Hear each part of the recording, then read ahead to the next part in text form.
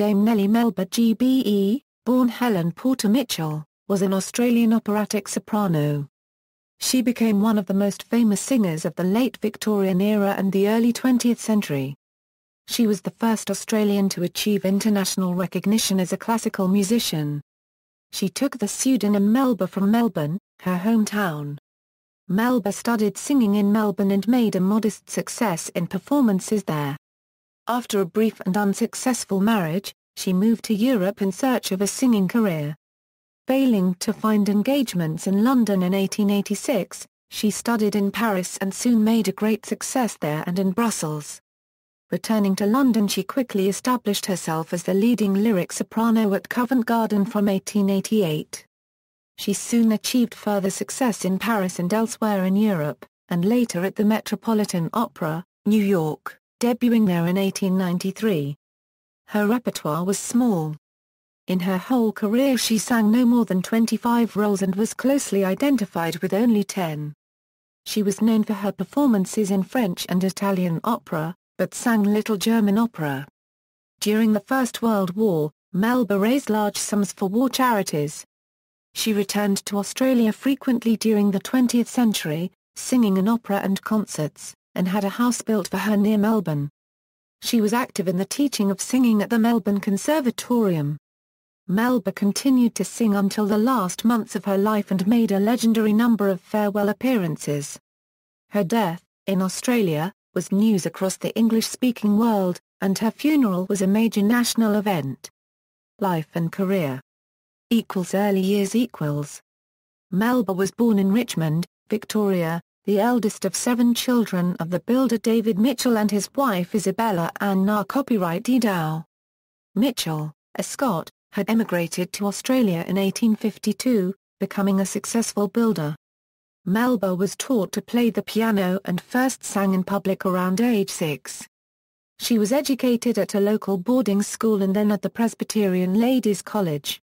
She studied singing with Mary Ellen Christian and Pietro Secchi, an Italian tenor, who was a respected teacher in Melbourne. In her teens, Melba continued to perform in amateur concerts in and around Melbourne, and she played the organ at church. Her father encouraged her in her musical studies, but he strongly disapproved of her taking up singing as a career. Melba's mother died suddenly in 1881 at Richmond. Melba's father moved the family to Mackay, Queensland, where he built a new sugar mill. Melba soon became popular in Mackay society for her singing and piano playing. On December 22, 1882 in Brisbane, she married Charles Nesbitt Frederick Armstrong, the youngest son of Sir Andrew Armstrong. They had one child, a son, George, born on October 16, 1883. The marriage was not a success. Charles reportedly beat his wife more than once. The couple separated after just over a year, and Melba returned to Melbourne determined to pursue a singing career, debuting professionally in concerts in 1884. She was often accompanied in concert, and some of her concerts were organised, at times throughout her career by the flautist John Lemon, who became a lifelong friend and counsellor. On the strength of local success, she travelled to London in search of an opportunity.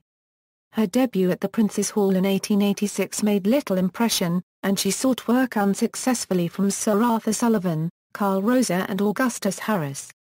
She then went to Paris to study with the leading teacher Matilda Marchesi, who instantly recognised the young singer's potential. She exclaimed, "J'ai enfin une copyright toile. I have a star at last." Melba made such rapid progress that she was allowed to sing the mad scene from Ambroise Thomas's Hamlet at a Matina copyright e-musicale in Marchesi's house in December the same year, in the presence of the composer. The young singer's talent was so evident that, after less than a year with Marchesi, the impresario Maurice Strakosch gave her a 10-year contract at £1,000 annually. After she had signed, she received a far better offer of £3,000 per month from the Centre de la Monnaie, Brussels, but Strakosch would not release her and obtained an injunction preventing her from accepting it. She was in despair when the matter was resolved by Strakosch's sudden death. She made her operatic debut 4 days later as Gilda in Rigoletto at La Monnaie on October 12, 1887. The critic Hermann Klein described her Gilda as an instant triumph of the most emphatic kind. Followed a few nights later with an equal success as Violetta in La Traviata. It was at this time, on Marchesi's advice, that she adopted the stage name of Melba, a contraction of the name of her home city. London, Paris and New York debuts. Melba made her Covent Garden da copyright but in May 1888, in the title role in Lucia di Lammermoor. She received a friendly but not excited reception. The Musical Times wrote, Madame Melba is a fluent vocalist, and a quite respectable representative of light soprano parts. But she lacks the personal charm necessary to a great figure on the lyric stage. She was offended when Augustus Harris, then in charge at Covent Garden, offered her only the small role of the page Oscar in Un ballo in mascara for the next season. She left England vowing never to return. The following year, she performed at the Opera Copyright Ra in Paris, in the role of a fair copyright lie in Hamlet. The Times described this as a brilliant success, and said, Madame Melba has a voice of great flexibility. Her acting is expressive and striking. Melba had a strong supporter in London, Lady de Grey, whose views carried weight at Covent Garden. Melba was persuaded to return, and Harris cast her in Roma Copyright OA Juliet co-starring with Jean de Riesque. She later recalled, I date my success in London quite distinctly from the great night of June 15, 1889. After this, she returned to Paris as a fair copyright lie, Lucia in Lucia di Lammermoor, Gilda in Rigoletto, Marguerite in Faust, and Juliet. In French operas her pronunciation was poor, but the composer Delibes said that he did not care whether she sang in French, Italian, German, English or Chinese, as long as she sang. In the early 1890s, Melba embarked on an affair with Prince Philippe, Duke of Orleans copyright Anne's. They were seen frequently together in London, which excited some gossip, but far more suspicion arose when Melba travelled across Europe to St. Petersburg to sing for Tsar Nicholas II. The Duke followed closely behind her, and they were spotted together in Paris, Brussels, Vienna and St. Petersburg. Armstrong filed divorce proceedings on the grounds of Melba's adultery, naming the Duke as co-respondent. He was eventually persuaded to drop the case, but the Duke decided that a 2-year African safari would be appropriate. He and Melba did not resume their relationship. In the first years of the decade, Melba appeared in the leading European opera houses, including Milan, Berlin and Vienna. Melba sang the role of Nedra Impagliacci at Covent Garden in 1893, soon after its Italian premiere. The composer was present, and said that the role had never been so well played before. In December of that year, Melba sang at the Metropolitan Opera in New York for the first time. As at her Covent Garden debut, she appeared as Lucia di Lammermoor, and as at Covent Garden, it was less than a triumph. The New York Times praised her performance one of the loveliest voices that ever issued from a human throat. Simply delicious in its fullness, richness and purity but the work was out of fashion, and the performances were poorly attended. Her performance in Roma Copyright OA Juliet, later in the season, was a triumph and established her as the leading prima donna of the time in succession to Adelina Patti. She had at first been nonplussed by the impenetrable snobbery at the Metropolitan. The author Peter Conrad has written, in London she hobnobbed with royalty. In New York she was a singing menial. Assured of critical success, she set herself to achieve social recognition, and succeeded. From the 1890s, Melba played a wide range of parts at Covent Garden, mostly in the lyric soprano repertoire, but with some heavier roles also. She sang the title roles in Herman Bemberg's Elaine and Arthur Goring Thomas's Esmeralda.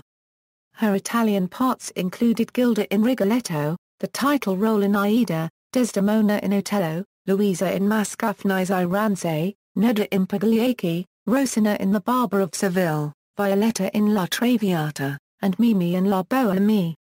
In the French repertoire, she sang Juliet in Roma Copyright OA Juliet, Marguerite in Faust, Marguerite de Valois in Les Huguenots, the title role in Saint-Saëns's Ha Copyright L'Année, which was written for her, and Miccola in Carmen. Some writers expressed surprise at Melba's playing the last of these roles, since it was merely a supporting part in the opera. She played it on many occasions, saying in her memoirs, "Why on earth a prima donna should not sing secondary roles I could not see then and am no nearer seeing today. I hate the artistic snobbery of it." She sang the role opposite the Carmens of Emma Carver copyright, Czar copyright Lyda Lussan and Maria Gay. Marguerite de Valois too, is not the leading female role in Les Huguenots, but Melba was willing to undertake it as second donna to Emma Albani. She was generous and supportive singers who did not rival her in her favored roles, but was, as her biographer J.B. Stiane put it, pathologically critical of other lyric sopranos. Melba was not known as a Wagner singer, although she occasionally sang Elsa in Lohengrin and Elizabeth in Tannhäuser Kurrentzeuser. She received a certain amount of praise in these roles, although Klein found her unsuited to them, and Bernard Shaw thought she sang with great skill but played artificially and without sensibility. In 1896 at the Metropolitan, she attempted the role of Braun Kortenhilde in Siegfried, in which she was not a success. Her most frequent role in that house was Marguerite in Gounod's Faust, which she had studied under the supervision of the composer. She never essayed any of Mozart's operas, for which some thought her voice ideally suited.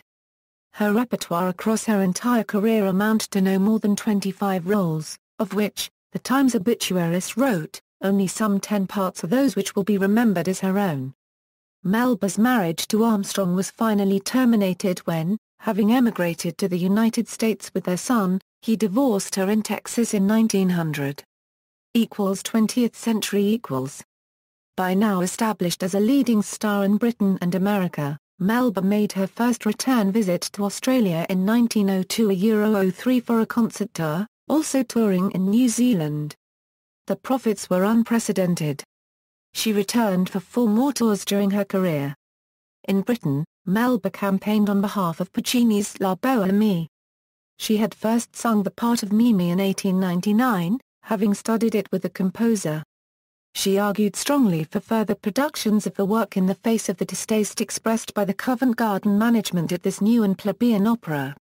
She was vindicated by the public enthusiasm for the piece, which was bolstered in 1902 when Enrico Caruso joined her in the first of many Covent Garden performances together. She sang Mimi for Oscar Hammerstein I at his Opera House in New York, in 1907, giving the enterprise a needed boost. After her initial successes in Brussels and Paris in the 1880s, Melba sang infrequently on the European continent. Only the English-speaking countries welcomed her wholeheartedly. Although she called Covent Garden my artistic home, her appearances there became less frequent in the 20th century. One reason for this was that she did not get on well with Sir Thomas Beecham, who was in control of the Opera House for much of the period from 1910 until her retirement. She said, "I dislike Beecham and his methods," and he thought that while she had nearly all the attributes inseparable from great artistry, she was wanting in a genuine spiritual refinement. Another factor in her reduced appearances at Covent Garden was the appearance on the scene of Luisa Tetrazzini, a soprano 10 years her junior, who became a great success in London and later in New York in roles previously associated with Melba. A third reason was her decision to spend more time in Australia. In 1909 she undertook what she called a sentimental tour of Australia, covering 10,000 miles and including many remote towns. In 1911 in partnership with the J.C. Williamson Company, she appeared in an operatic season. Her attitude to tour concerts and the audiences attending was summed up in the advice that Clara Butt said Melba gave her apropos of a planned Australian tour: "Sing amok. It's all they can understand." To another colleague and compatriot, Peter Dawson, she described his home city of Adelaide as that city of the 3 Ps: parsons, pubs and prostitutes. In 1909, Melba bought property at Coldstream, a small town near Melbourne, and in 1912 she had a home built there that she named Coombe Cottage after a house she had rented near London. She also set up a music school in Richmond, which she later merged into the Melbourne Conservatorium. She was in Australia when the First World War broke out, and she threw herself into fundraising for war charities, raising £100,000. In recognition of this, she was created a Dame Commander of the Order of the British Empire in March 1918, for services in organising patriotic work. After the war, Melba made a triumphant return to the Royal Opera House, in a performance of La Bohème conducted by Beecham, which reopened the house after 4 years of closure. The Times wrote, "Probably no season at Covent Garden has ever started with quite the thrill of enthusiasm which passed through the house." In her many concerts, however, her repertoire was regarded as trite and predictable. After one of them, the Musical Times wrote, "The real musical interest of the afternoon, however, was supposed to centre in the dual song from Faust, Puccini's Addio, Nuances by the Waters of Minnetonka, and Tosti's Goodbye, and in the encores, thoughtfully announced beforehand a Euro Home, Sweet Home, and Annie Laurie. Look again at the last batch of headlines. The diva to go home. By all means. Why not? As the diva has melodiously declared, there's no place like it. And teach 100 girls herself. If the dame can give those 100 girls her own beautiful voice, well and good, but for heaven's sake let a musician be called in to attend to their repertoire. We cannot lightly face the prospect of 100 dark opera debutantes let loose on us a year hence fall to the epiglottis with Minnetonkas, dual songs, and home, sweet homes." In 1922 Melba returned to Australia, where she sang at the immensely successful Concerts for the People in Melbourne and Sydney, with low ticket prices, attracting 70,000 people. In 1924 for another Williamson opera season, she caused resentment among local singers by importing an entire chorus from Naples. In 1926 she made her farewell appearance at Covent Garden, singing in scenes from Roma copyright O.A. Juliet Otello, and La Bohème. She is well remembered in Australia for her seemingly endless series of farewell appearances, including stage performances in the mid-1920s and concerts in Sydney on August 7, 1928, Melbourne on September 27, 1928 and Geelong in November 1928. From this, she is remembered in the vernacular Australian expression "more farewells than Dame Nellie Melba." In 1929 she returned for the last time to Europe and then visited Egypt, where she contracted a fever that she never entirely shook off. Her last performance was in London at a charity concert on June 10, 1930. She returned to Australia but died in St Vincent's Hospital, Sydney, in 1931, aged 69, of septicemia which had developed after facial surgery in Europe some time before. She was given an elaborate funeral from Scots Church, Melbourne, which her father had built and where as a teenager she had sung in the choir. The funeral motorcade was over a kilometre long, and her death made front-page headlines in Australia, the United Kingdom, New Zealand and Europe. Billboards in many countries said simply "Melba is dead." Part of the event was filmed for posterity. Melba was buried in the cemetery at Leeladale, near Coldstream. Her headstone bears Mima's farewell words, "Addio, senza rancor." Teacher and patron, despite the antipathy Melba inspired in some of her peers, she helped the careers of younger singers. She taught for many years at the Conservatorium in Melbourne and looked for a new Melba. She published a book about her methods, which were based on those of Marchesi. The book opens, "It is easy to sing well, and very difficult to sing badly. How many students are really prepared to accept that statement? Few, if any. They smile, and say, it may be easy for you, but not for me. And they seem to think that there the matter ends. But if they only knew it, on their understanding and acceptance of that axiom depends half their success. Let me say the same in other words, in order to sing well, it is necessary to sing easily." Others also benefited from Melba's praise and interest. She passed her own cadenzas on to a young Gertrude Johnson, a valuable professional asset. In 1924, Melba brought the new star Toti Dal Monte, fresh from triumphs in Milan and Paris but still unheard in England or the United States, to Australia as a principal of the Melba Williamson Grand Opera Company. After sharing the Covent Garden stage in a 1923 night of operatic extracts with another Australian soprano, Florence Austral, Melba was effusive with her praise, describing the younger woman as one of the wonder voices of the world. She similarly described the American contralto Louise Homer as possessing the world's most beautiful voice. She gave financial assistance to the Australian painter Hugh Ramsay, living in poverty in Paris, and also helped him to forge connections in the artistic world. The Australian baritone John Brownlee and tenor Browning Munnery were both proto-copyright Gar copyright S, both sang with her in her 1926 Covent Garden Farewell, and Brownlee sang with her on two of her last commercial recordings later that year. Recordings and broadcasts. Melba's first recordings were made around 1895, recorded on cylinders at the Bettini Phonograph Lab in New York. A reporter from Phonoscope magazine was impressed. The next cylinder was labeled Melba and was truly wonderful, the phonograph reproducing her wonderful voice in a marvelous manner, especially the high notes which soared away above the staff and were rich and clear. Melba was less impressed. "Never again," I said to myself as I listened to the screeching result. "Don't tell me I sing like that, or I shall go away and live on a desert island." The recordings never reached the general public. Destroyed on Melba's orders, it is suspected and Melba would not venture into a recording studio for another 8 years. Melba can be heard singing on several Maples and cylinders, early attempts at live recording, made by the Metropolitan Opera House librarian Lionel Maples and in the auditorium there during performances. These cylinders are often poor in quality, but they preserve something of the quality of the young Melba's voice and performance that is sometimes lacking from her commercial recordings.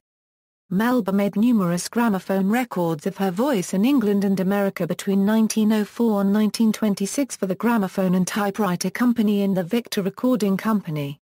Most of these recordings, consisting of operatic arias, duets and ensemble pieces and songs, have been re-released on CD.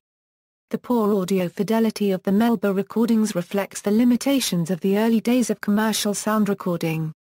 Melba's acoustical recordings fail to capture vital overtones to the voice, leaving it without the body and warmth it possessed albeit to a limited degree in life. Despite this, they still reveal Melba to have had an almost seamlessly pure lyric soprano voice with effortless coloratura, a smooth legato and accurate intonation. Melba had perfect pitch.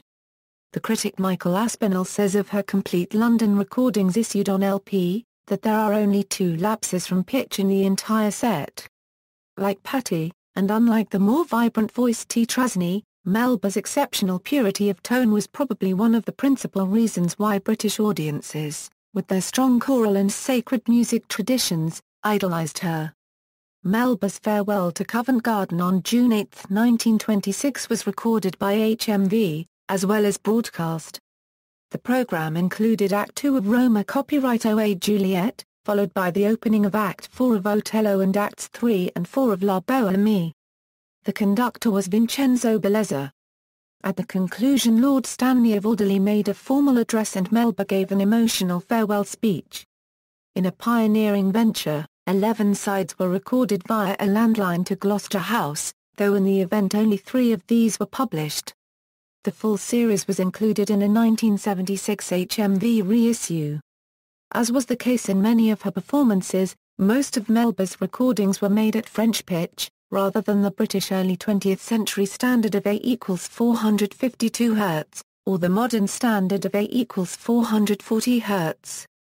This, and the technical inadequacies of the early recording process, means that playing her recordings back in the speed and pitch she made them at is not always a simple matter.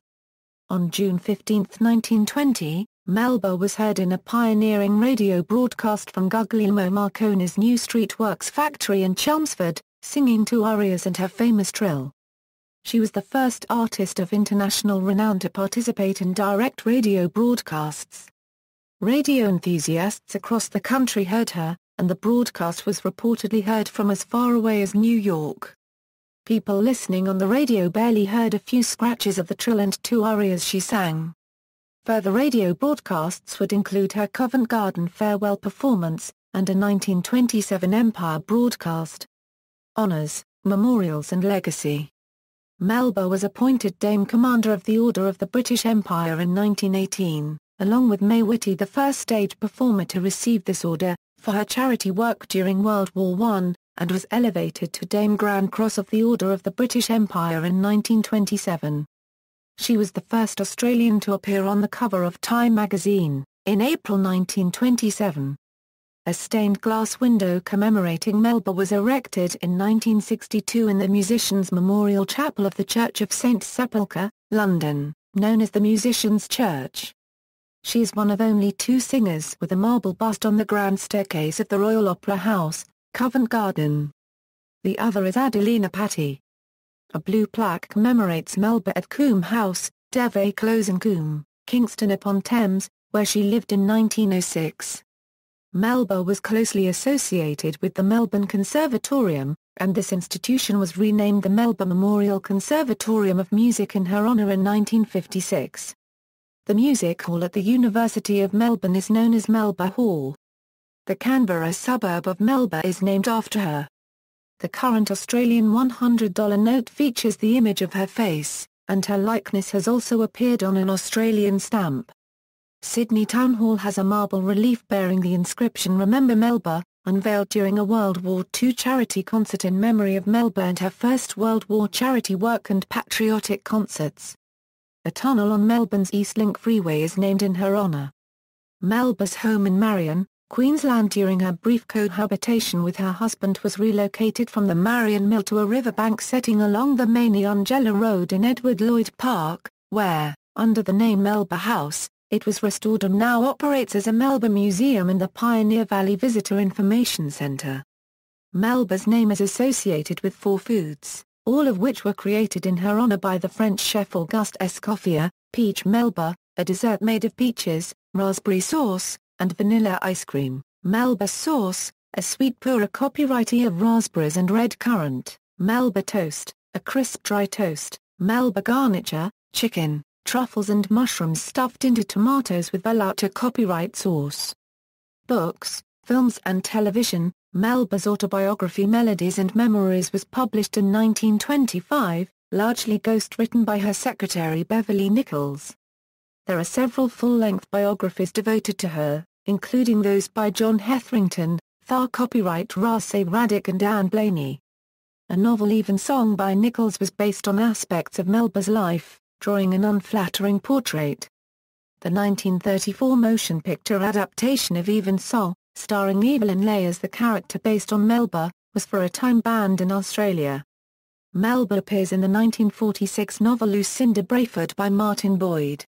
She is depicted as singing at a garden party thrown by the mother of the eponymous heroine, when she is described as having the loveliest voice in the world. In 1946–1947 Crawford Productions produced a popular radio series on Melba starring Glenda Raymond, who became one of the foundation singers of the Australian Opera in 1956. In 1953 a biopic titled Melba was released by Horizon Pictures and directed by Louis Milestone. Melba was played by the soprano Patrice Munsell.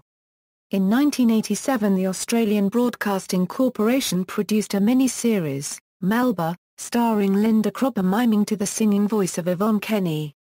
Melba was portrayed by Kiri Te Kanawa in episode 3 of season 4 of the British ITV television show Downton Abbey, performing at the Abbey as a guest of Lord and Lady Grantham.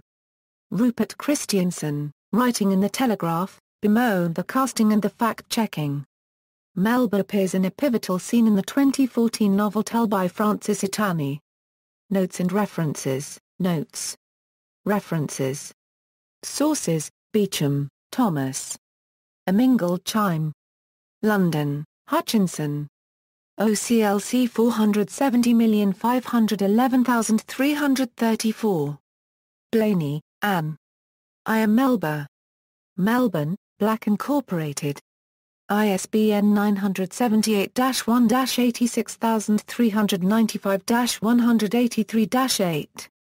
Published as Marvelous Melba, The Extraordinary Life of a Great Diva. Chicago, Ivana D.